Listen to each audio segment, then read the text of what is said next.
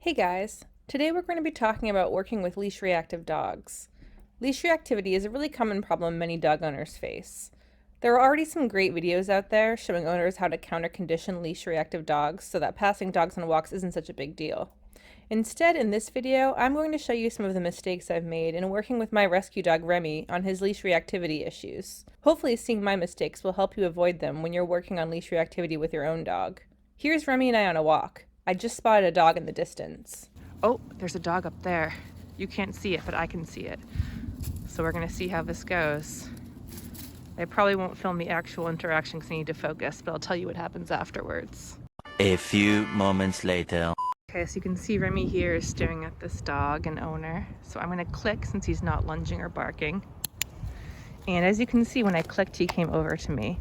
Now, if I clicked and he didn't respond and continued staring at the dog, that would mean we were too close. They're getting a little closer. Oh, see, he didn't respond, so we're gonna move back a little bit. Come on, bud. This is not my driveway, but good boy. Sometimes you have to go up strangers' driveways to give yourself that extra distance. You know? Are they still there? They are. That guy's on his phone. He's not really paying attention to what's going on. Remy, come on, bud.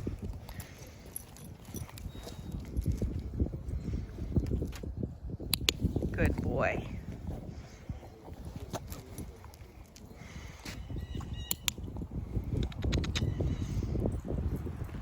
Remy.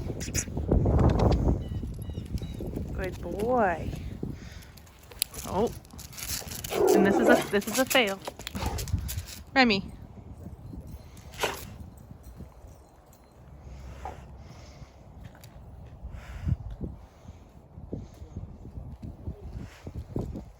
Good boy. Good boy.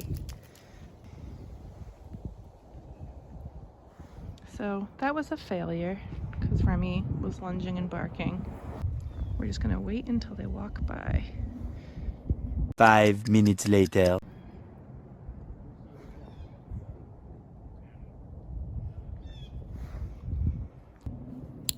Good boy. He's being pretty calm now, so. Remy. Hey. So that did not go well. There was a lot of barking and yowling and lunging. And as you can see, Remy is still very, very amped up, even though the dog is long gone. So there are a few reasons why I think that didn't go well. For one, I think we didn't have quite as much distance as we really needed. Even going up on that driveway, I think we really needed more distance. The dog and owner were also taking their time. Come on, bud. Come on. The dog and owner were also taking their time walking by us, which made it harder for Remy because he had to stare at that dog for a long time watching him walk by. The owner and dog on the walk were not paying attention. The owner was on his cell phone and not really paying attention to what was going on, so didn't really, hurry up and get by us. The other problem is I wasn't giving Remy my full attention because I was filming, and that's 100% on me. Like, I really need to be giving Remy my undivided attention when we see a dog. I need to be giving him treats pretty much constantly. He's just still at the point where he needs me to be clicking and treating pretty much all the time. Oh, look, there's another dog. That's the great thing about weekends. There are so many dogs around. One other mistake I didn't realize I made until later is that I didn't load up my treat pouch with high-value treats. I ran out of hot dog pieces, so I decided to try green beans instead. Big mistake. Remy does like green beans when we're practicing tricks indoors, but outside on walks, green beans are no competition against interest in doggos.